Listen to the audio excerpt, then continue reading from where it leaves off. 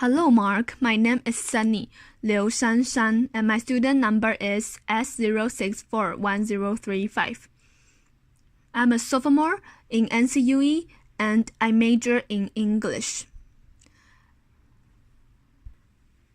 Today, I'm going to read a speech. The title is How Doctors Can Help Low-Income Patients and Still Make a Profit by P.J. Parmar.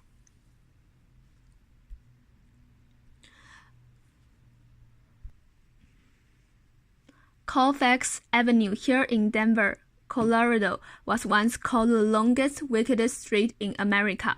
My office is there in the same place. It's a medical desert. There are government clinics and hospitals nearby, but they're not enough to handle the poor who live in the area. By poor, I mean those who are on Medicaid, not just for the homeless. 20% of this country is on Medicaid. If your neighbors have a family of 4 and make less than $33,000 a year, then they can get Medicaid, but they can't find a doctor to see them. A study by Merritt Hawkins found that only 20% of the family doctors in Denver take any Medicaid patients, and of those 20%, some have caps, like 5 Medicaid patients a month. Others make Medicaid patients wait months to be seen, but will see you today if you have Blue Cross. This form of classist discrimination is legal and is not just a problem in Denver. Almost half the family doctors in the country refuse to see Medicaid patients. Why? Well, because Medicaid pays less than private insurance and because Medicaid patients are seen as more challenging. Some show up late for appointments. Some don't speak English and some have trouble following instructions. I thought about this while in medical school. If I could design a practice that caters to low-income folks instead of avoiding them, then I would have guaranteed customers and very little competition. Laughter. So after residency, I opened up shop, doing underserved medicine, not as a non-profit, but as a private practice, a small business seeing only resettled refugees. That was 6 years ago, and since then, we've served 50,000 refugee medical visits. Applause. 90% of our patients have Medicaid, and most of the rest we see for free. Most doctors say you can make money on Medicaid, but we're doing it just fine. How? Well, if this were real capitalism, then I wouldn't tell you because you'd become my competition. Laughter. But I call this bleeding heart capitalism. Laughter. And we need more people doing this, not less. So here's how. We break down the walls of our medical maze by taking the challenges of Medicaid patients, turning them into opportunities, and pocketing the difference. The nuts and bolts may seem simple, but they add up. For example, we have no appointments. We're walk-in only. Of course, that's how it works at the emergency room, at urgent cares, and at Taco Bell. Laughter. But not usually at family doctors' offices. Why do we do it? Because Nasra can call for an appointment. She has a phone, but she doesn't have phone minutes. She can't speak English, and she can't navigate a phone tree. And she can't show up on time for appointment because she doesn't have a car. She takes the bus, and she takes care of 3 kids plus her disabled father. So we have no appointments. She shows up when she wants, but usually waits less than 15 minutes to be seen. She then spends as much time with us as she needs. Sometimes that's 40 minutes. Usually it's less than 5. She loves this flexibility. It's how she saw doctors in Somalia.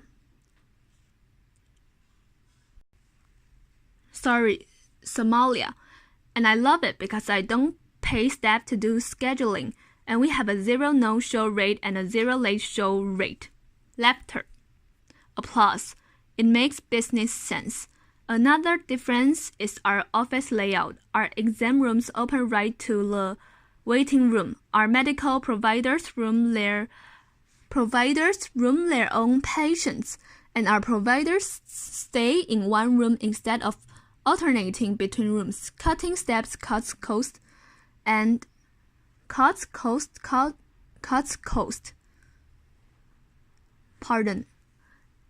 and increases customer satisfaction. We also hand out free medicines right from our exam room, over-the-counter ones and some prescription ones too. If Nasra's baby is sick, we put a bottle of children's Tylenol or amoxicillin right in her hand. She can take that baby straight back home instead of stopping at the pharmacy. I don't know about you, but I get sick just looking at all those choices. Nasra doesn't stand a chance in there. We also text patients. We're open evenings and weekends. We do home visits. We've jumped dead car batteries. Laughter. With customer satisfaction so high, we've never had to advertise, yet are growing at 25% a year, and we've become real good at working with Medicaid, since it's pretty much the only insurance company we deal with.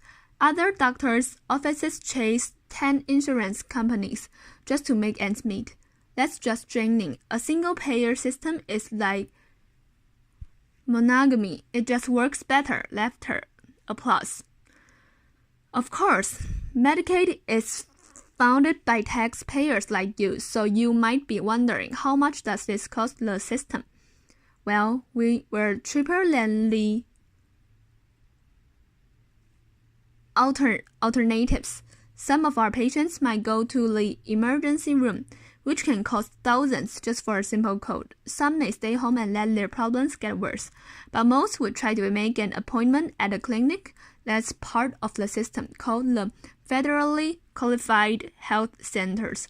This is a nationwide network of safety net clinics that receive twice as much government funding per visit than private doctors like me. Not only they get more money, but by law, there can only be one in each area.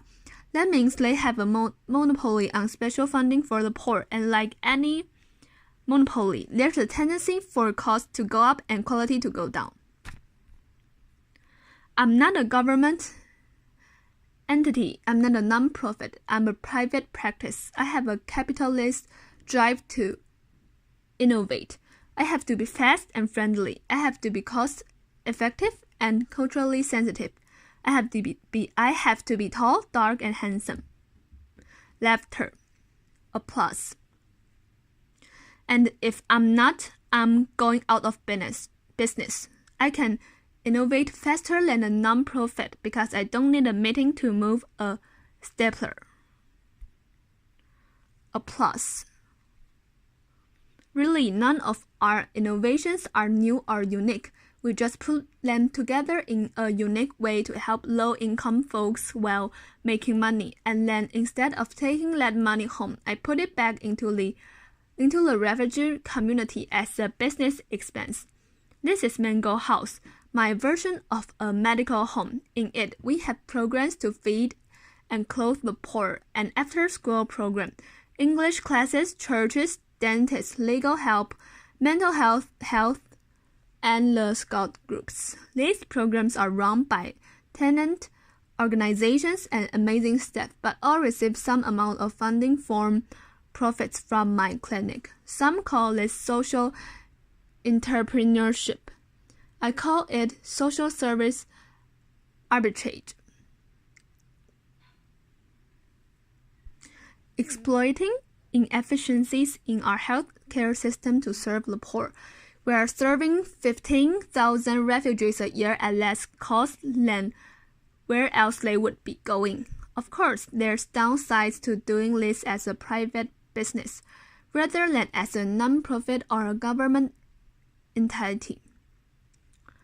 There's taxes and legal exposures. There's changing Medicaid rates and specialists who don't take Medicaid. And there's bomb threats. Notice there's no apostrophes. It's like, we were going to blow up all you refugees. Laughter. We were going to blow up all you refugees, but then we went to your English class instead. Laughter. Applause. Now you might be thinking, this guy's a bit different. Laughter. Uncommon. laughter. A communal narcissist? Laughter. A unicorn maybe, because if this was so easy, then other doctors would be doing it. Well, based on Medicaid rates, you can do this in most of the country. You can be your own boss, help the poor, and make good money doing it. Medical folks, you wrote on your school application essays that you wanted to help those less fortunate, but then you had your idealism bitten out of you in training. Your creativity bred out of you. It doesn't have to be that way. You can choose underserved medicine as a lifestyle specialty, or you can be a specialist who cuts costs in order to see low-income folks. And for the rest of you, we don't work in healthcare. What did you write on your applications? Most of us wanted to save the world to make a difference. Maybe you've been successful in your career but are now looking for that meaning. How can you get there? I don't just mean giving a few dollars or a few hours. I mean, how can you use your expertise to innovate new ways of serving others? It might be easier than you think.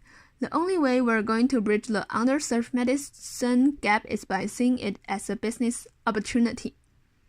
The only way we're going to bridge the inequality gap is by recognizing our privileges and using them to help others. Applause.